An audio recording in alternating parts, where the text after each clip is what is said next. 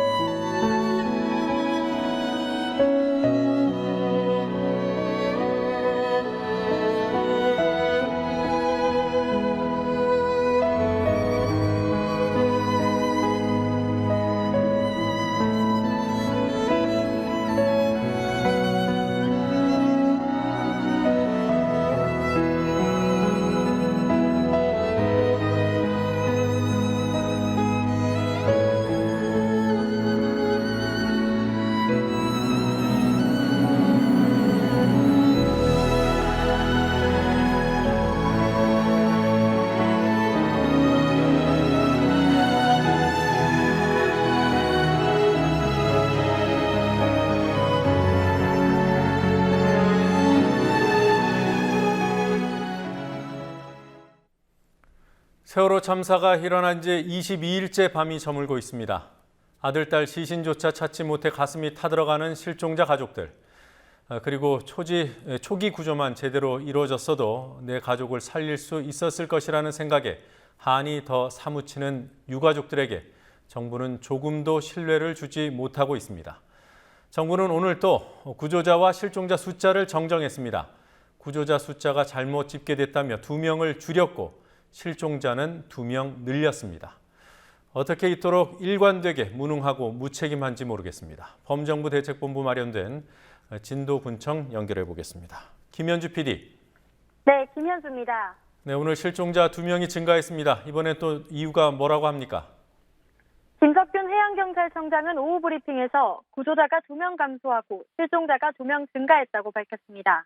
구조자 2명이 감소한 이유에 대해서는 구조자 명단 작성을 할 때 동일인이 중복 기재된 경우와 실제로 타지 않은 사람을 탔다고 허위 신고한 경우 때문이고 실종자가 2명 증가한 것은 탑승자 명부와 승선 개찰권에 없던 중국인 2명이 CCTV에 포착되거나 신용카드 매출 전표 확인 등을 통해 확인됐기 때문이라고 알렸습니다. 또한 신원 확인의 어려움, 무임 승차 가능성 등 여러 가지 이유로 탑승자를 확정하는 데 어려움이 있다며 아직까지도 잠정 인원이라고 설명했습니다. 자, 어제 숨진 민간 잠수부 고 이광욱 씨, 결국 자격증 소지자가 아닌 것으로 확인이 된 겁니까? 네, 고 이광욱 씨는 국가에서 인정하는 자격증을 소지하고 있지 않았습니다. 국가에서 인정하는 산업잠수사 관련 자격증은 한국산업인력공단에서 발급하는 잠수산업기사와 잠수기능사입니다. 대책본부는 자격증 유무에 대해 확인한 결과 국가공인 자격증은 없지만 민간에서 발행하는 자격증이 있었는지 확인해보겠다고 밝혔습니다. 현장에 투입되는 과정에서 자격증 확인은 하지 않았고 언딘 측에 잠수사 모집을 요청할 때 구체적으로 어떤 자격을 확인해달라고 하진 않았지만 자격 여부는 언딘 측에서 판단한다며 책임을 떠넘기는 모습이었습니다. 또 자격증을 가지고 투입해야 한다는 의무사항은 없는 것으로 확인됐다며 해경에서 직접 투입한 경우 초기에 기초적인 다이버 자격증을 보고 시력, 과거 경력, 폐쇄공포증 등을 본인에게 물어봤지만 뒤쪽으로 가면서 확인이 소홀해졌다고 말을 흐렸습니다. 들어오신 분인데 그 과정에서 자격증 확인은 안 한 것으로 일단 확인이 됐습니다. 네. 자, 30년 베테랑 잠수사라는 보도가 사망 보도와 함께 나왔습니다. 이 보도들은 다 오보였던 겁니까? 정부가 공식적인 확인 없이 현장에서 함께 작업했던 잠수사들의 말에 의지해 경력을 발표했고 언론은 이를 받아쓴 것입니다.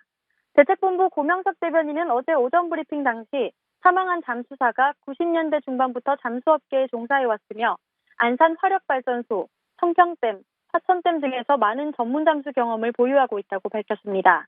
전화 한 통만으로 자격증 유무를 확인할 수 있지만 고인과 처음 만난 잠수사 양모 씨의 말에 의지해 공식 발표를 한 것입니다. 업계 관행상 자격증 여부가 아니라 잠수 실력에 따라 투입을 결정했다는 대책본부. 또다시 원칙을 무시하고 안전불감증을 드러냈습니다. 네, 민간 잠수사 고 이광욱 씨, 의사자 지정이 추진될 거라는 이야기가 나왔었습니다. 의사자로 지정될 가능성이 있는 겁니까? 범정부 사고대책본부는 숨진 잠수사의 의사자 인정 여부에 대해 순환구호법의 적용을 받는지 확인해봐야 한다고 말했습니다. 순환구호법 제29조에 따르면 구조본부나 소방관서의 장이 종사명령을 내려 순환구호 업무에 종사했을 경우에만 의사자로 지정될 수 있기 때문입니다. 대책본부는 자신들이 투입한 민간 잠수사들은 순환구호 명령에 의해 모셨다며 소재를 명확히 했지만 숨진 잠수사에 대해서는 애매한 표현을 사용했습니다. 민간 잠수사는 언딘을 통해 혹은 해경의 요청을 통해 두 가지 루트로 현장에 투입되고 있는데 고 이광욱 씨는 언딘을 통해 현장에 투입됐다는 것입니다. 자격증 소지 여부는 중요하지 않다고 밝혔습니다. 이에 대해 고인의 유가족은 고인이 해경에 전화를 받고 갔다고 증언했지만 대책본부는 서해청 전 직원을 대상으로 조사한 결과 현재까지 고인에게 전화한 사람은 없는 것으로 확인됐다며 의사자 지정 여부는 조금 더 지켜봐야겠습니다. 참고절에 나갔듯이 해경 측에서 작업 현장을 총괄하기 때문에 좀 더 잠수사를 보강할 필요가 있다고 해서 언딘 측에 모집을 이렇게 요청을 했고 언딘 측이 이제 그러니까 외부 쪽으로 이렇게 해서 모집한 걸로 그렇게. 네. 자, 다른 얘기를 좀 해보죠. 해운조합이 해경에 언딘을 인정할 수 없다는 공문을 보낸 사실이 이미 드러나지 않았습니까? 그럼 보험사들이 보험금을 지급하겠냐는 문제가 생길 텐데요. 보험사들은 어떤 입장입니까? 네, 청해진해운은 해운조합에 36억, 메리츠화재에 77억 상당의 선체보험이 가입돼 있습니다. 앞서 해운조합은 청해진해운과 언딘의 계약 과정에서 보험사인 자신들과 계약 내용을 조율하는 과정이 없었기에 무작정 보험금을 지급할 수 없다고 밝혔습니다. 메리츠화재도 같은 입장이었습니다. 또한 사고 원인에 대한 수사 결과에 따라 지급 여부를 검토해보겠다고도 말했습니다. 지난 1일 무리한 구조 변경으로 선박이 침몰한 경우 해상 고유의 위험이 침몰 사고의 직접적인 원인이라 단정할 수 없고 보험사가 선박 운항사에 보험금을 지급할 의무가 없다는 판결이 나온 바 있어 지켜본다는 입장입니다. 저희도 그 계약에 대해서는 사실 사전에 저희한테 뭐 협의나 통보를 한 바가 없었거든요. 분명히 뭐 통보는 해야죠. 뭐 그런 부분들은 이제 보험사에서 알아야 되는 부분이고 뭐 나중에 비용 문제나 이런 거 할 때 그래야 되는 부분이겠지만 실질적으로 이번에는 뭐 그렇지는 않은 거고요. 계약서에 도장 다 찍고 나서 통보를 한 거는 그건 인정되지 않는 거고요. 그게 이제 저희가 어떻게 할 수가 없잖아요. 그 조사 결과가 나오면 여러 가지가 있을 거지 않습니까? 사고 원인이나 뭐 여러 가지가 보험 가입했다고 저희가 다 무조건 돈이 나가는 건 아니잖아요. 아, 네네. 예, 그러니까 그 원인을 나중에 최종적으로 나오면 그걸 가지고 저희는 이제 선박보험 약관이나 아니면은 관계 법령을 검토를 해보고 그리고 나서 판단을 할 수 있을 것 같습니다. 네, 어제 보도해드린 해양수산부 산하에 있다는 그 자문기구, 그 레저 스포츠 하는 수준이라는 지적 전해주셨는데요. 구체적으로 어떤 기구인지 추가로 확인된 게 있습니까? 네, 어제 원로잠 수사들이 해수부 장관 비서실에 수색 구조에 관한 자문기구 설치를 요청했을 때 해수부 산하 자문기구가 이미 존재한다는 답변을 들었다고 보도해드렸습니다. 오늘 비서실과 연락이 닿아 직접 확인한 결과 자문기구가 존재하지만 어떤 기구가 참여하는지는 밝힐 수 없다고 말했습니다. 하지만 해수부 고위 관계자는 산하에 자문기구가 설치될 이유가 없다며 언급된 단체 수중환경협회를 동호회 수준으로 인식하고 있었습니다. 원래 원칙적으로 네네. 그 일은 해경하고 해군에서 나눠서 하기 때문에 네. 저희 부가 그 자문기구를 운영할 필요가 없죠. 수중환경협회는 민간 좀 사람 법인이죠. 예. 네네, 여기서 자문을 맡고 있다고 하셨다고 아니, 하는데. 거기는 산업잠수사가 아니고 민간에서 순수하게 하는 거 있죠. 네네. 동호회 활동. 네네. 예, 그런 겁니다. 네. 자, 끝으로 오늘 수색 구조 상황 전해주실까요? 네, 세월호 침몰 사고 후 두 번째 소조기가 시작돼 물살이 약해진 오늘 오전 7시경 수색이 시작됐습니다. 이후 4층 선수 중앙격실에서 3명, 4층 선미다인실에서 1명의 희생자가 수습됐습니다. 하지만 앞서 말씀드린 것처럼 탑승자 파악에 오류가 있었기에 실종자 수는 35명으로 오히려 늘었습니다. 국민TV 뉴스 김현주입니다. 지금 네, 유가족들이 오늘 기자회견을 열고 진상규명을 다시 한번 강조했습니다. 안산 지역 고등학생들은 모레 추모 행진을 벌이기로 했습니다. 네, 안산에 있는 고등학교 24개교 학생들이 모두 참여할 예정이라고 합니다. 안산 합동분향소에 나가 있는 중계 카메라 연결해서 알아봅니다. 김진희 PD. 네, 유가족 기자회견 소식부터 알아보죠. 오늘 어떤 내용이 나왔습니까? 세월호 사고 희생자, 실종자, 생존자 가족대책위원회는 오늘 안산에서 기자회견을 열고 정부에 철저한 진상조사를 요청했습니다. 또 국민들에게 진상규명을 위해 함께 행동해달라고 호소했습니다. 유경근 가족대책위원회 대변인은 세월호 선사에 대한 철저한 조사와 처벌은 당연한 것이고 사고 초기에 구조작업이 지연되고 이후 구조와 수색작업도 제대로 이뤄지지 않은 부분에 대해서는 정부의 책임이 있다고 강조했습니다. 유 대변인은 대책위의 목적은 안전한 나라를 만드는 것이라면서 단 한 명의 국민도 끝까지 책임지는 나라를 만들기 위해서는 국민들의 참여가 필요하다고 말했습니다.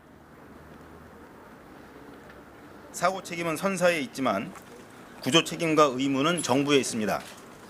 그러나 사고 직후부터 지금까지 정부의 구조 작업은 지연과 혼선뿐이었습니다.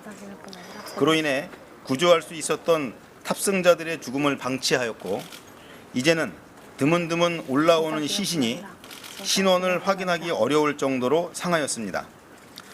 우리 희생자, 실종자, 생존자 가족들은 이제라도 실종자 구조에 실질적인 최선을 다하는 대한민국 정부를 보고 싶습니다. 네, 당초에 특별검사제를 통한 진상규명 요구해온 유가족들이 특검 대신에 특별법 제정을 요구한다고 들었습니다. 특별법으로 어떻게 진상규명을 할 수 있는 겁니까? 진상규명뿐 아니라 재발 방지를 위해서는 특검보다 특별법을 제정하는 게 더 효과적이라는 의견이 유가족들 사이에서 나오고 있습니다. 특별검사제 도입을 촉구하는 서명운동을 벌이던 세월호 사고 희생자와 실종자 가족들이 어제부터 서명 문구에서 특검 도입이라는 문구를 빼기도 했습니다. 이에 대해 유경근 가족대책위원회 대변인은 특검에서 특별법 요구로 선회한 것이 대책위의 공식 입장은 아니라고 말했습니다. 유 대변인은 청문회, 특검, 특별법 등 다양한 제안 중에서 가장 좋은 방법이 뭔지 판단해야 할 문제라면서 곧 한 가지 방향을 정하겠다고 말했습니다. 그리고 진상규명을 위한 수사가 제대로 이루어지지 않는다고 판단하면 대책위가 직접 진상규명에 나설 것이라고 덧붙였습니다. 저희 가족대책위는 진심으로 검찰의 사고 원인 및 무책임한 사고 수습에 대한 수사가 투명하고 철저하게 이루어지기를 바랍니다. 하지만 저희 가족대책위는 검찰의 수사가 미진하거나 의혹이 있다는 판단이 들면 지체 없이 가능한 모든 방법을 동원하여 직접 철저한 진상규명에 나설 것입니다. 네, 그리고 해경이 가지고 갔다는 희생자들의 휴대전화 메모리칩, 유가족들에게 다 돌려준 겁니까? 발견된 휴대전화 중 2대의 메모리칩을 정부가 가족 동의 없이 열어본 뒤에 가족들에게 돌려준 것으로 대책위는 파악하고 있지만 아직 더 조사 중이라고 유경근 대변인은 말했습니다. 해양경찰청은 지금까지 14대의 휴대전화를 수거했고 주인이 확인된 휴대전화 13대를 가족들에게 돌려줬다가 그중 생존자 1명과 사망자 1명의 휴대전화를 가족의 동의를 얻어 합동수사본부에서 분석하고 있다고 밝혔습니다. 누구의 소유인지 아직 확인되지 않은 휴대전화 1대는 지난 1일 발견해서 합동수사본부에서 분석 중이라고 수사본부 관계자가 밝혔습니다. 분석을 위해 대검찰청으로 휴대전화를 보냈다고 하지만 언제 보냈는지, 분석은 어느 정도 이루어졌는지는 수사 상황이라며 밝히기를 거부했습니다. 이 휴대전화는 스마트폰이 아닌 2G 전화기로 사설 데이터 복구 업체에 문의한 결과 침수된 2G 휴대전화의 데이터 복구는 2-3일 정도가 걸립니다. 네, 수사본부에서 휴대전화 분석할 때 유가족이나 대리인이 참관할 수 있는 겁니까? 휴대전화 메모리칩을 열어볼 때 가족의 동의를 구하지 않은 것은 물론 유가족 측의 대리인 참관을 요청하지도 않은 것으로 드러났습니다. 수사를 위한 휴대전화 복구에 여러 차례 참여했던 김인성 한양대학교 컴퓨터공학과 부교수는 수사를 위해 휴대전화를 복구할 때는 참관인이 있는 자리에서 자료 유실이나 조작이 없는지 확인해야 한다면서 세월호 사고처럼 사고 이후 휴대전화 복구의 경우에는 법으로 따로 정해져 있지 않지만 가족들의 불신이 깊은 만큼 메모리칩을 열어보려면 참관인이 배석된 자리에서 해야 한다고 말했습니다. 해경은 휴대전화 메모리칩을 가족 동의 없이 열어보고 뒤늦게 돌려준 것에 대해 신원 확인을 위한 것이라고 해명했습니다. 그러나 유가족들은 정부에 의한 휴대전화 복구에 불신을 드러냈습니다. 유경근 가족대책위 대변인은 앞으로 새로 수거한 휴대전화는 가족대책위에서 직접 복구할 것이라고 밝혔습니다. 네. 자, 그리고 안산 지역 24개 고등학교 학생들이 모레죠. 추모 행진을 벌인다는 계획을 발표했습니다. 준비하는 학생들 만나봤습니까? 단원고가 있는 안산시의 고등학교 학생들이 오는 9일 오후 6시 30분부터 교복을 입고 추모 행진을 벌일 계획입니다. 안산 지역 24개 고등학교 학생회 회장단 연합회는 보고 싶은 친구들을 잊지 말아주세요라는 주제로 합동분향소가 마련된 화랑유원지에서부터 안산 문화광장까지 행진할 계획입니다. 행진 후에는 자유발언과 카드 섹션도 예정돼 있습니다. 네. 자, 오늘 분향소에는 조문객들 얼마나 많이 다녀가셨습니까? 연휴가 끝났지만 오늘도 안산 정부 합동분향소에는 추모객들의 발길이 이어져 오늘 오후 8시까지 7,221명의 추모객들이 이곳을 찾았습니다. 헌화를 마치고 영정사진 앞을 천천히 걸으며 눈물 짓는 조문객들도 있었습니다. 안산 합동분향소에는 지금까지 44만 명이 넘는 조문객이 다녀갔습니다. 유가족들은 오늘도 분향소 앞에서 진상규명을 위한 침묵 피켓 시위를 이어갔습니다. 지금까지 안산 정부 합동분향소에서 국민TV 뉴스 김진입니다. 네, 방송 진행 중에 잠시 차질이 있었습니다. 양해 부탁드리겠습니다. 해경이 세월호 희생자들의 휴대전화 메모리 카드를 무단으로 들여다봤다는 유족들의 주장. 이 주장이 나오면서 해경이 구조 실패를 숨기려 한 것이 아니냐는 의혹까지 제기되고 있습니다. 세월호의 선사인 청해진 해운이 선체 결함이 있다는 사실을 알고 세월호를 매각하려 했다는 진술도 나왔습니다. 인천지방검찰청 취재하고 있는 곽보아 PD 연결해 봅니다. 곽 PD. 네, 곽보아입니다. 네, 해경이 유실물로 습득한 학생들의 스마트폰에 저장된 내용들을 가족들 허락 없이 열어봤다. 이 보도를 우리 김진희 PD와 함께 알아봤습니다. 이에 대한 해경 입장은 나왔습니까? 네, 해경 측 관계자는 휴대전화 소유자가 불분명해서 확인을 하려고 했을 뿐 사진이나 동영상을 복원하진 않았다고 말했습니다. 주인이 불분명한 휴대전화를 대검찰청 포렌식센터 모바일 분석실에 보내 분석을 의뢰하고 소유자가 밝혀지면 가족에게 돌려줬다는 겁니다. 그러면서 가족들의 동의나 영장 없이는 저장 내용을 볼 수 없다며 동의를 얻은 전화기 외에는 가족에게 그대로 돌려줬다고 말했습니다. 메모리만 뺀 채 휴대전화를 일부 희생자 가족에게 돌려줬다는 주장에 대해서는 아직 확인된 바가 없다고 말했습니다. 휴대전화를 들여다봐야만 신원을 확인할 수 있는 겁니까? 네, 육안으로 소유자가 확인되지 않을 경우에는 유심칩을 분석해 해당 휴대전화의 전화번호를 확보해서 주인을 찾아준다고 수사본부는 대답했습니다. 포렌식센터가 복원한 해당 휴대전화의 전화번호를 탑승객의 번호와 비교하는 식입니다. 가족의 동의를 얻어 증거로 쓸 수 있게 되면 그때 메모리 카드를 복원해 사진이나 동영상 내용을 본다고 수사본부 관계자는 설명했습니다. 네. 자, 이 문제에 대한 검경 합동수사본부의 입장은 뭡니까? 네, 해경의 증거인멸 의혹에 대해서 수사본부 관계자는 이제까지 확인된 증거인멸 증거가 없는 한 수사 계획은 없다고 밝혔습니다. 오늘 수사본부는 수집된 유실물 중에서 세월호 승객 소유로 확인된 휴대전화는 14대고 이 중 2대를 가족의 동의를 얻어 분석하고 있다고 밝혔습니다. 한 대는 생존자 A씨의 것이고 한 대는 실종자 B씨의 것입니다. 나머지 11대는 가족들이 수사본부에 인도하기를 거부했고 한 대는 아직 소유자가 밝혀지지 않았다고 덧붙였습니다. 이 한 대 휴대전화는 현대 대검 포렌식센터에서 분석 중이라고 밝혔습니다. 그러면서 가족이나 소유자 본인 동의 없이는 휴대전화에 저장된 자료를 확인 또는 보관하지 않는다고 말했습니다. 네. 자, 여러 가지 좀 더 명확히 밝혀져야 할 부분들이 있는 것 같습니다. 자, 청해진이 세월호 결함을 알고 다른 곳에 이 세월호를 매각하려고 했다. 이런 보도가 있었는데요. 이 부분에 대한 수사는 진척이 있습니까? 네, 수사본부는 청해진 해운이 지난 3월 인터넷 선박거래 사이트에 세월호와 오하마나호를 동시 매각하겠다고 광고한 사실을 확인했습니다. 청해진 해운은 세월호를 약 163억 6천만 원, 오하마나호를 약 76억 7천만 원에 내놨습니다. 실제로 필리핀의 바이어가 구매 의사를 표명했으나 이번 사고로 협상이 중단된 것으로 알려졌습니다. 청해진 해운은 매각을 추진하며 중개인에게 보건성 문제에 대해서는 설명하지 않은 것으로 밝혀졌습니다. 수사본부는 청해진 해운이 2배에 문제가 있었음을 미리 인식하고 동시에 매각을 시도한 것으로 보고 있습니다. 자, 오늘 해운조합 인천지부 운항관리자 한 명이 체포됐다는 소식이 있더군요. 어떤 혐의로 체포된 겁니까? 위계에 의한 업무 방해, 사문서 위조 등의 혐의입니다. 인천지검 해운비리 특별수사팀은 오늘 해운조합 인천지부 운항관리자 A씨를 체포했습니다. 백령도, 연평도, 적적도, 대부도 등을 운항하는 여객선의 안전점검을 맡은 실무자인 A씨는 제대로 된 점검 없이 허위 보고서를 작성하거나 보고서를 위조한 혐의 등을 받고 있습니다. 검찰 관계자는 세월호 사고와 직접적으로 관련이 있는 것은 아니라며 개인의 문제라기보다는 업계의 구조적인 문제로 보고 있다고 말했습니다. 네. 자, 운항관리자는 해운법에 의해서 처벌받아야 하는 것으로 알고 있습니다만 법 오류가 있다고요. 이게 어떤 내용입니까? 네, 원래라면 해운법에 부실 안전점검을 한 운항관리자에 대한 처벌 규정이 있습니다.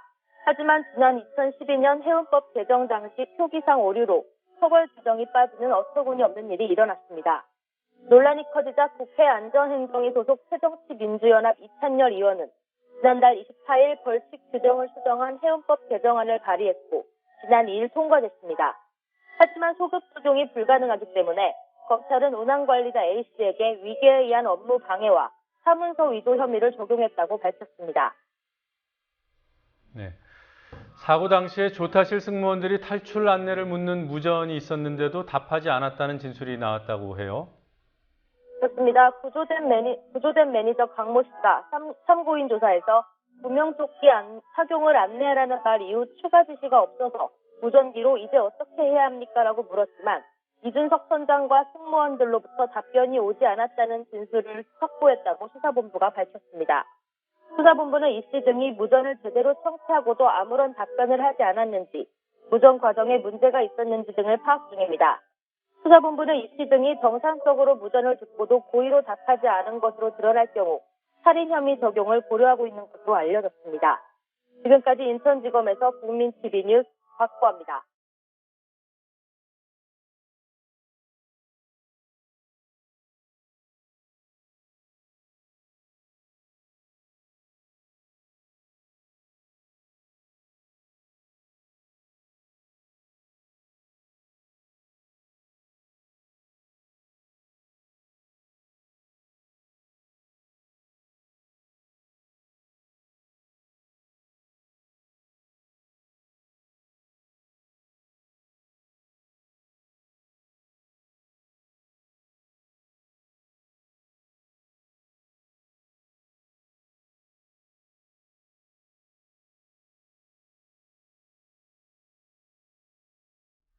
세월호 실종자 수색에 나섰던 민간 잠수사가 사망한 것과 관련해 수색 현장 바지선에 의료진이 없었고 2인 1조 수색 기본 원칙도 지켜지지 않은 점 등이 드러난 바 있습니다. 문제가 또 제기됐습니다.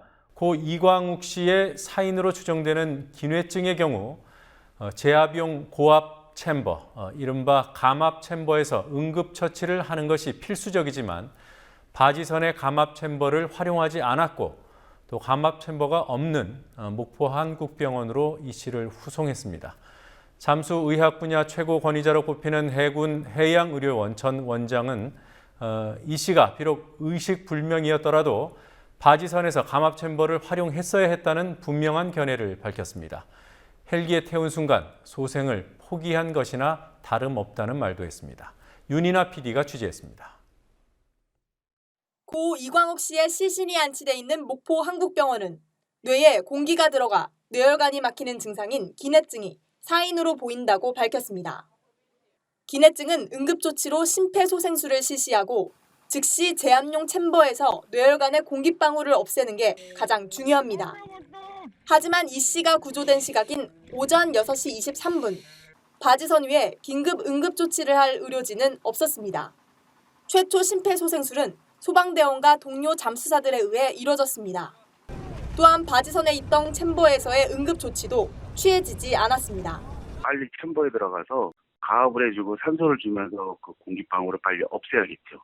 근데 바지선에 챔버가 있었다면 빨리 그걸 활용을 했었어야 되고 그게 응급조치죠. 거기에 의사들이 없었다는 것도 웃기는 일이고.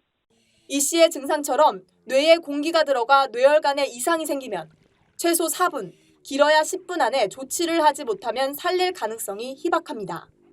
그럼에도 10분이 지난 후에야 의료진이 바지선에 도착했고 22분이 지난 6시 45분에서야 헬기가 도착했습니다. 그게 4분 안에 이루어져야 되는데 뇌에 만약에 가스가 있었다면 뇌세포는 4분 지나면 죽어버려요. 길어야 10분 안에 뭔가를 조치를 안 하면 그 사람은 거의 대부분 죽어요. 그러니까 그때 헬기가 오는 것도 웃기는 일이고. 문제는 또 있었습니다. 뒤늦게 도착한 헬기로 이 씨를 목포 한국병원으로 옮겼지만 그 병원엔 응급조치에 필수적인 제압용 챔버 시설이 없었습니다. 병원에 그 민간 다이버 제압용 고압 챔버가 혹시 구비돼 있나요? 아니요, 따로 되어 있진 않습니다. 지금까지 문제 생기면 다 거기로 갔다고 뉴스에 나오대. 거기 챔버도 없지만 잠수약 한 사람도 없을 거고 그냥 가가지고 그냥 일반 진료만 한 거죠, 그게. 해경이 초기 대처를 하지 못하고 시간을 지체하며 잠수사의 생명을 구하지 못한 모습은 세월호 침몰 사고 이어진 총체적인 구조 실패의 축소판입니다. 국민TV 뉴스 윤이나입니다. 정치인들이 세월호 희생자들에 대한 애도 분위기를 선거운동에 이용해 지탄을 받은 적이 있습니다. 기업과 종교계 일각에서도 세월호 참사 이후 시민들의 위기에 대한 경계 심리를 이용해 입속 챙기기에 나서고 있다는 비판을 받고 있습니다. 김지혜 PD가 취재했습니다. 지난 2일 트위터에 한 장의 사진이 올라왔습니다.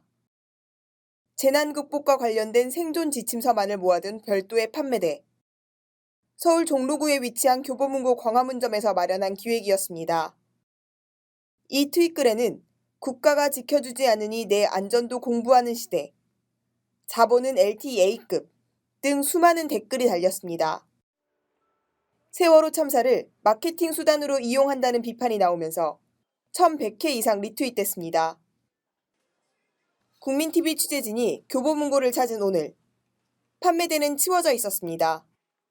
교보문고 측은 지난 1일 그 판매대를 설치했지만 논란이 있어 설치 나흘 만인 지난 4일 중도 철수했다고 밝혔습니다. 4일만 하고 철수를 하고 그동안의 판매량은 거기서 한 8건 정도 나왔대요. 저희 의도는 이런 상술이나 이런 거라기보다는 그냥 필요한 정보 차원에서 이런 것들을 하긴 하는데 이 오해의 여지가 생기니까 그런 거는 사실 얼마인지 철수를 할 수 있죠. 그렇게 해서 철수를 했던 거고요. 그 나머지 책들은出版사에 반품을 했어요. 그래서 정부에 대한 불신으로 자신의 안전은 스스로 지켜야 한다는 위기감이 조성된 틈을 타 일부 보험사 역시 영업의 세월호를 이용했습니다. 사고 일주일째인 지난달 22일, 한 인터넷 커뮤니티에는 세월호 얘기를 하며 보험을 권유하는 전화를 받았다는 글이 실렸습니다. 전화를 받은 당사자는 불쾌감을 표했습니다. 큰 배에 탄 승객이 침몰을 우려하자 십자가를 단 배에서 옮겨 타라는 신호를 보냅니다. 한 시민이 받았다는 교회의 전단지 그림입니다. 세월호 사고를 소재로 선교를 한다는 지적이 나오면서 인터넷 커뮤니티 등을 통해 빠르게 전파됐습니다.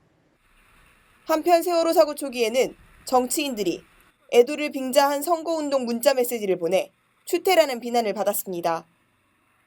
국민TV 뉴스 김지혜입니다. 예상대로였습니다. 어제 조계사 법요식에 참석한 박근혜 대통령은 단 한 곳의 예외도 없이 모든 신문 방송에 등장했습니다. 하지만 죄송스럽다는 말을 하고 바로 돌아서서 활짝 웃으며 손을 흔드는 대통령의 모습은 어느 신문, 어느 방송에서도 찾아볼 수 없었습니다. 강신혜 PD가 보도합니다. 박근혜 대통령은 어제 조계사에서 열린 부처님 오신 날 봉축 법요식에 현지 대통령으로는 처음 참석했습니다. 이 소식을 하루 종일 전달한 방송들의 갈무리 화면입니다. 공중파, 종편, 보도 채널 가릴 것 없이 방송이란 방송은 대통령이 세월호 참사를 언급하며 죄송하다, 마음이 무겁다고 한 축사 내용을 강조해 보도했습니다. 대통령은 실제로 착잡한 표정으로 그런 축사를 했습니다. 그러나 축사를 마치고 발걸음을 돌린 대통령의 모습은 정반대였습니다. 신도들이 환대하자 대통령 얼굴에는 화색이 돌았고 나중에는 연신 손까지 흔들었지만 어느 방송에서도 보도하지 않았습니다. 그나마 YTN에만 대통령 웃는 모습이 잠깐 담겼습니다. 신문들은 어떤 사진을 실었는지 보겠습니다. 동아일보는 고개를 숙이고 묵념하는 장면을 실었습니다. 조선일보와 중앙일보, 경향신문, 매일경제, 서울경제는 고개를 숙인 채 합장하는 사진을 골라 실었습니다. 이런 사진들은 국민 고통에 가슴 아파하는 따뜻한 위정자의 이미지를 부각합니다. 신문사 나름대로 다른 시각을 담으려 한 노력도 보입니다. 한국일보, 서울신문, 세계일보에 실린 사진입니다. 대통령이 합장은 했지만 고개는 들고 있습니다. 대통령의 밝은 표정을 담은 신문도 있었습니다. 묵념이나 추도의 상황이 아니라 축사를 마치고 돌아갈 때 신도들과 인사를 나누는 장면입니다. 이런 사진은 중앙 일간지들 중 유일하게 한겨레에만 실렸습니다. 국민일보에도 묵념, 추도와 무관한 사진이 실렸지만 이는 종교적인 이유 때문일 수 있습니다. 국민TV 뉴스 강신혜입니다. 새누리당의 김황식 서울시장 예비 후보자가 박근혜 대통령이 출마를 권유한 것으로 안다는 이른바 폭탄 발언을 했지만 제1야당인 민주연합의 대응은 소극적이라는 평가를 받고 있습니다. 당내 반발을 뚫고 지지율이 가장 낮은 후보를 광주시장으로 전략 공천할 때는 단호했던 김한길, 안철수 두 공동대표가 대통령 선거 중립에 관한 이 사안에서는 아무 말도 하지 않고 있습니다. 정치권 취재하고 있는 PD 연결해서 알아봅니다. 김희주 PD. 네, 김희주입니다. 네, 대통령이 출마를 권유한 것으로 안다는 김황식 후보의 이 발언. 민주연합이 오늘 대응책을 내놓긴 했군요. 네, 일종의 단계적인 대응책을 내놨습니다. 새정치민주연합은 일단 청와대가 김황식 후보에게 출마를 권유한 적이 있는지 없는지 확인하겠다는 입장입니다. 한정혜 대변인은 청와대가 권유한 적이 있다는 답변을 한다면 명백한 선거법 위반이고 권유한 적이 없다고 할 경우 김 후보가 거짓말을 했다는 것을 의미한다고 말했습니다. 또 청와대가 답을 하지 않는다면 당 차원에서 선거관리위원회에 조사 요청을 할 수 있다고 덧붙였습니다. 발언이 나온 지 닷새 만에 나온 대책, 답하지 않으면 조사 요청을 한다군요. 자, 오늘 최고위원회도 있었는데요. 당 대표들은 따로 언급한 말이 없습니까? 공동대표들은 아무런 말도 하지 않았습니다. 이에 대해 한정혜 민주연합 대변인은 서울시장 후보 차원에서 해결해야 할 일이라며 두 공동대표는 세월호 사태에 좀 더 집중하고 있다고 답했습니다. 민주연합에서는 박심 논란이 새누리당의 당내 경선에서 불거진 문제여서 민주연합 대변인 차원의 대응만 있으면 된다는 분위기가 일반적입니다. 한정혜 대변인은 별도 논평에서 김황식 후보의 박심 발언은 돌출성 발언이 아닌 치밀하게 계획되고 준비된 발언인 게 문제라며 새누리당의 이해운 서울시장 예비 후보의 말처럼 대통령이 선거 중립 의무 위반 논란에 휘말렸다고 비판했습니다. 자, 광주시장 전략 공천 문제. 안철수 대표가 입장을 밝힌 뒤에 다른 두 후보들이 대응을 했습니까? 네, 안철수 대표가 어제 윤장한 후보는 광주의 박원순이라고 말을 했는데요. 이에 대해 이용섭 예비후보는 안철수 대표의 생각일 뿐이라며 현지 민심은 그렇지 않다고 주장했습니다. 강훈태 현 광주시장은 오만함에 극치라는 논평을 냈습니다. 오늘은 손학규 상임고문도 지도부의 결정을 비판했습니다. 손 고문은 한 토론회에 참석해서 민주주의의 본산인 광주에서의 전략 공천은 분명히 잘못됐다.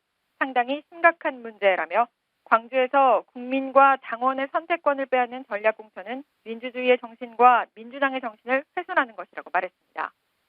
이런 가운데 민주연합을 탈당한 이용섭 후보는 오늘 국회에서 기자회견을 갖고 국회의원직을 사퇴한다고 밝혔습니다. 이 후보와 강훈태 시장은 오늘 예비 후보 등록을 마쳤고 무소속 후보 단일화에 대한 입장도 밝혔습니다. 이용섭 후보는 단일화해야 한다는 원칙에는 합의했다며 세부적인 내용은 더 논의할 것이라고 했고 강 시장도 김한길, 안철수 두 대표가 저지른 밀실 야합 공천을 수용할 수 없다며 광주의 자존심을 되찾는 데 기본적으로 합의했다고 말했습니다. 세월호 희생자 유가족들 사이에서 사고의 진상규명을 위한 특검에는 한계가 있다. 그래서 특별법을 추진해야 한다. 이런 의견이 나오더군요. 여야 반응은 어떻게 나오고 있습니까? 박재출 새누리당 대변인은 구체적인 방법이 논의되진 않았지만 사고가 수습된 후에 특별법이든 일반법이든 어떤 법 형태로든 필요한 모든 수단을 강구하겠다고 말했습니다. 또 어떤 형태로든 진상조사를 위한 국회 차원의 활동을 하겠다고 덧붙였습니다. 김한길 민주연합 공동대표는 진상규명과 대책 마련을 정부에게만 맡길 수는 없다며 사태가 수습되면 여야정과 시민사회, 전문가와 국민이 함께하는 범국가적 기구인 안전한 대한민국위원회를 국회가 특별법을 통해 구성해야 한다고 언급했습니다. 민주연합은 또 유가족 대책위원회와 소통을 하고 있다면서 특별법 제정과 관련해서는 유가족의 뜻이 우선한다는 입장을 밝혔습니다. 지금까지 국민TV 뉴스 김희주입니다. 6.4 지방선거가 30일도 안 남았습니다. 세월호 참사로 종전과 같은 떠들썩한 선거운동이 어려운 상황이지만 민심은 출렁이고 있습니다. 승부처라고 할 수 있는 수도권 광역단체장 선거 판세. 오늘 공개된 여론조사 결과들을 가지고 살펴보겠습니다. 장부경 PD입니다. 오늘 공개된 중앙일보 한국갤럽 조사와 매일경제 매트릭스 조사 결과를 비교해서 보겠습니다. 먼저 서울입니다. 새누리당 후보가 정몽준 의원일 경우 민주연합 박원순 시장과의 격차가 꽤 벌어지는 것으로 나타났습니다. 중앙일보의 여론조사에서는 39.2% 대 45.6%로 박 후보가 6.4%포인트 앞섰습니다. 매일경제 여론조사에서는 37% 대 49.3%로 10%포인트 이상 벌어졌습니다. 새누리당 후보가 김황식 전 총리일 경우에는 격차가 더 벌어집니다. 두 조사 모두 오차 범위를 훌쩍 넘어서서 격차가 무려 20%포인트 안팎으로 나타났습니다. 인천 보겠습니다. 새누리당 후보가 유정복 전 안행부 장관일 경우 민주연합의 송영길 시장과 박빙의 승부를 벌일 것으로 예상됐습니다. 중앙일보와 매일경제 결과가 엇갈리게 나왔습니다. 중앙일보에서는 유정복 전 장관이 3.2%포인트 앞서고 매일경제에서는 송영길 시장이 3.6%포인트 앞선다는 결과입니다. 새누리당 후보가 안상수 전 시장일 경우에도 결과가 엇갈렸습니다. 중앙일보 조사에서는 2.1%포인트 안상수 전 시장이 근소하게 앞서는 결과였으나 매일경제 여론조사에서는 송 후보가 10%포인트 이상 크게 앞서는 것으로 나타났습니다.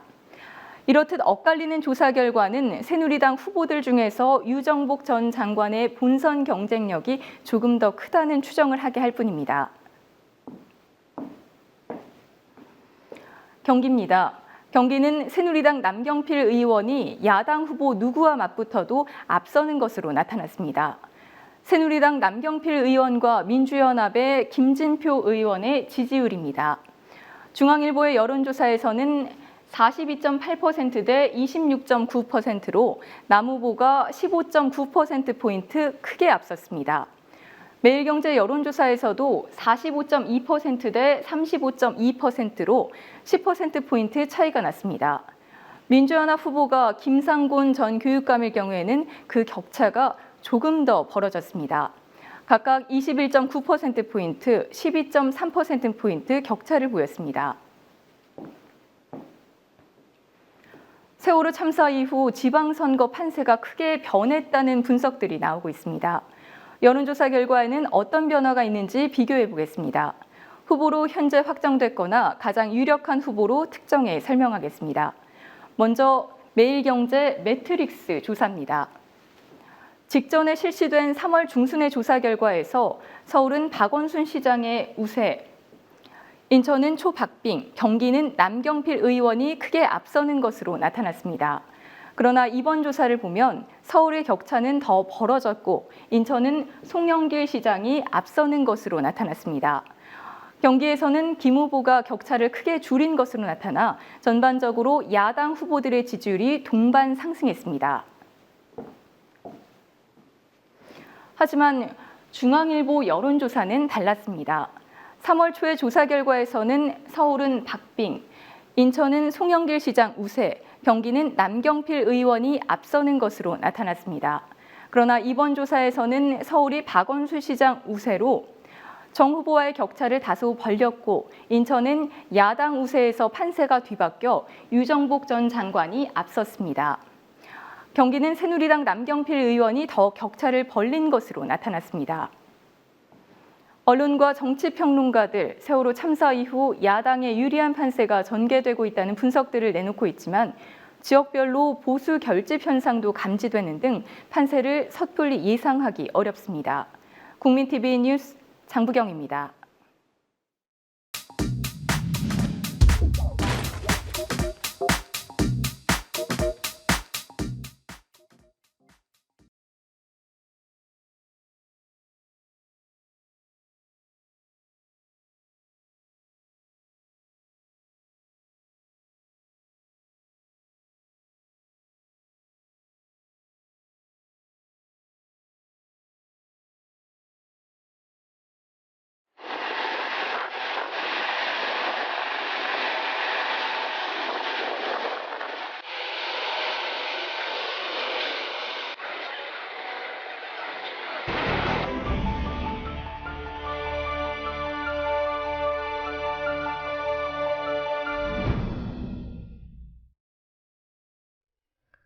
검찰이 최동욱 전 검찰총장을 뒷조사한 의혹을 받아온 청와대 비서실에 대해 범죄 혐의가 없다는 결론을 내렸습니다. 최 전 총장의 혼외자 의혹에 대해서는 경험칙으로 볼 때 혼외자가 사실상 맞다고 했습니다. 오늘 있었던 뉴스들 살펴보겠습니다. 황준호 뉴스 취재팀장 나와 있습니다. 어서 오십시오. 예. 자, 최동욱 전 총장 뒷조사 의혹에 대해서 검찰이 결국 청와대 손을 들어줬군요. 예, 최동욱 전 검찰총장이 국정원 대선 개입 문제에 대해서 공직선거법 위반 혐의로 수사를 지휘했고 그러면서 청와대가 혼외자 문제 뒷조사에 나서서 최 전 총장을 찍어냈다 이런 시각이 많았습니다. 그렇지만 오늘 검찰은 청와대 뒷조사에 대해서 그러니까 최동욱 전 총장에 대한 뒷조사에 대해서 정당한 감찰활동이라면서 면죄부를 줬습니다. 그리고 따로 또 청와대 민정수석실이 그 혼외자로 지목된 최목은 모자의 개인정보를 수집한 문제 여기에 대해서도 정보 수집이 팩트라고 확인을 했으면서도 역시 그것도 정당한 감찰활동이다라는 이유로 기소하지 않았습니다. 결국 이 문제로 기소된 사람은 서초구청의 조희재 국장 그리고 조호영 전 청와대 행정관 또 국정원의 성모정보관 이렇게 하급 공무원밖에 없고 이 사람들도 역시 그 불구속 기소 상태로 돼 있습니다. 네. 최군이 혼외자가 사실상 맞다 이런 결론도 내놨어요? 예, 검찰은 혼외자 의혹이 진실하거나 진실하다고 보는 것이 상당하다라는 좀 묘한 표현을 쓰면서 사실상 혼외자라고 못을 박았습니다. 최모군의 어머니 임 씨가 최군을 임신한 2001년 산부인과의 진료 기록 그리고 최군의 초등학교 학적부 이런 여러 가지 서류를 근거로 제시했습니다. 정확한 친자 확인을 하려면 유전자 검사를 통해야 되는데 지금 최 전 총장하고 최군 이 양쪽에서 검사를 거부하고 있습니다. 그러다 보니까 검찰은 100% 확실한 결론은 내릴 수 없다 이렇게 전제하면서도 간접 사실과 경험칙에 의해서 판단할 수 있다고 주장했습니다. 100% 확실하지 않으면 결론을 내리지 말았어야 되는 거 아니냐라는 지적이 나왔고요. 정의당 같은 경우는 이 부분에 대해서 선정적인 수사 발표라는 논평을 냈습니다. 네. 제가 조금 이따가 이 문제를 좀 보도 말씀드리려고 했는데 황 팀장께서 가지고 오셨군요. KBS 1, 2, 3년차 기자들 예.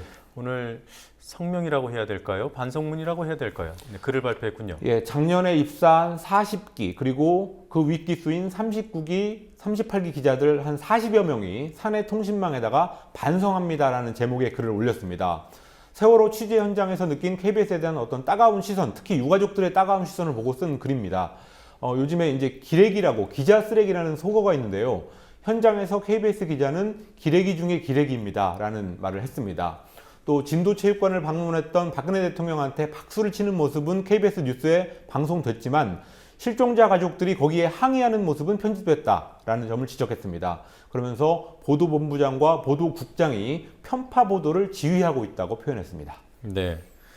자, 이런 와중에 새누리당은 KBS 수신료 인상안을 기습 처리하려고 시도를 했어요. 예, 국회 미래창조과학방송통신위원회 미방위의 한선교 위원장하고 새누리당 소속 의원들이 오늘 오후 2시에 미방위 전체 회의를 단독으로 소집했습니다. 현행 월 2,500원인 KBS 수신료를 4,000원으로 대폭 인상하는 안을 첫 번째 안건으로 상정하면서 이것은 기습 처리를 위한 시도다라는 해석이 지배적이었습니다. 여기에 대해서 새정치민주연합 측 위원들은 사전에 안건 협의가 없었다라고 하면서 전체 회의에 불참 의사를 밝혔습니다. 결국 의결 정족수는 부족해가지고 강행 처리를 실패했지만 한성규 위원장은 내일 다시 미방위 전체 회의를 소집하면서 강행 처리 입장을 밝혔습니다. 또 새누리당 측의 간사인 조혜진 의원도 새정치민주연합 지도부와는 수신료 인상안을 처리하기로 이야기가 된 걸로 알고 있다라고 하면서 통과를 기정사실화했습니다. 민주연합의 한정희 대변인은 최근에 KBS 기자들이 사이에서도 자기네 방송이 공정성을 잃었다고 자아 비판을 하고 있는 와중인데 수신료 날치기 처리를 하다니 어안이 벙벙하다라고 비난을 했습니다. 그렇지만 그 조혜진 의원이 말한 그 부분, 새정치민주연합 지도부가 얘기가 됐다라는 부분에 대해서는 누가 거짓말을 하고 있는지 이 부분은 좀 밝혀야 될 것 같습니다. 네, 궁금하군요. 자, 이 밖에 오늘 나왔던 주요 뉴스들 또 어떤 게 있습니까? 새누리당 서울시장 경선에 출마한 김황식 전 국무총리가 MB정권 때 선박의 연령 규제를 20년에서 30년으로 연장해서 세월호 참사의 원인을 제공하지 않았냐라는 지적에 대해서 규제 완화와 안전과는 직접적이고 과학적인 관계가 없다고 강변했습니다. 태국 헌법재판소가 잉락 친나와 총리가 2011년 국가안보위원장을 경질한 것에 대해서 총리의 권력 남용에 해당한다고 결정하면서 총리직을 오늘 상실하게 됐습니다. 잉락 친나와 총리의 친탁신파 그리고 반탁신 세력의 충돌이 더 격화될 것으로 보입니다. 5.18 민중항쟁 34주년 기념행사위원회가 님을 위한 행진곡의 5.18 기념곡 지정 유보에 반발해서 공식 기념식에 불참하기로 확정했습니다. 네. 자, 오늘 여기까지 듣겠습니다. 수고하셨습니다. 예.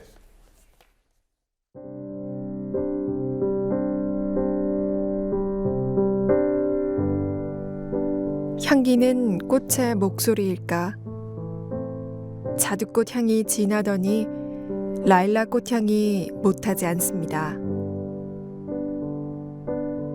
고구진한 늦봄들에서 꽃향과 만납니다. 비 없어서 흙먼지 풀풀 날리는 날에도 향기를 아끼는 법이 없고 미운 사람, 고운 사람을 가리는 일도 없습니다. 꽃향에게 배워야 할 마음 쓰는 법이 있다면 그거겠네요. 어느 꽃 하나 그러지 않는 법이 없습니다. 나누어줄 사람의 향기 없어서 조금 부끄러워지는 봄날이기도 합니다. 사람의 향기 없어서.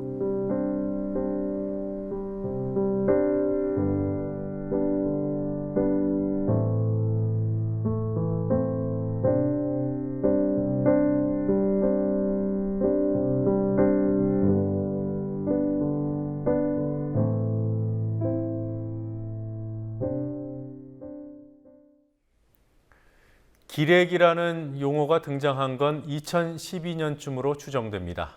기레기는 기자와 쓰레기의 합성어로 왜곡 보도와 권력 유착이 판치는 한국의 언론 환경을 반영하는 말입니다. 세월호 참사 이후 기레기가 곳곳에서 사용되고 있습니다. 정부의 구조 활동을 일방적으로 홍보해온 언론이 이 용어의 사용을 부추겼습니다. 급기야 기레기가 KBS 기자들 반성문에까지 등장했습니다. 입사 2년이 채 안 된 KBS 기자들 40여 명이 쓴 이 반성문에는 KBS 기자는 기레기 중 기레기라는 내용이 적혀 있습니다. 차라리 청와대 대변인 자리를 얻어 나가라며 간부들을 질타하기도 했습니다. 매맞는 것이 두려워 실종자 가족들을 만나지 않고 기사를 작성했다는 고백도 담았습니다. 핵심을 정확히 간파한 대목도 나옵니다. 정부 발표를 검증하고 비판하라고 국민들로부터 그 풍요로운 자원을 받은 것이 아닌가. 이 반성문에 대답할 사람들은 KBS 고위 간부들이 아닙니다. 그들은 이미 눈과 귀가 멀었고 가망이 없습니다. 젊은 기자들의 바로 위 선배들, 또 그 위의 선배들, 또 그 위 선배들이 풀었던 주먹을 다시 쥐는 것으로 족하다고 생각합니다. 뉴스K 마치겠습니다. 내일 뵙겠습니다.